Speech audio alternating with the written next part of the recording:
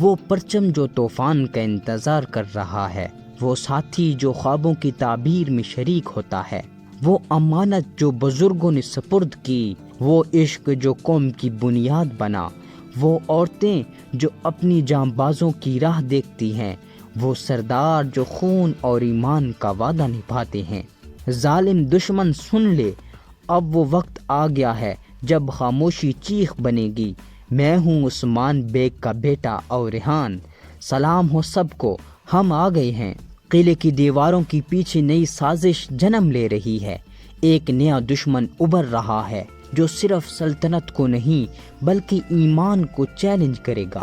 اور ریحان کو اب صرف جنگ نہیں، دھوکے، سیاست اور اپنے ہی قریبیوں کے امتحان کا سامنا ہے۔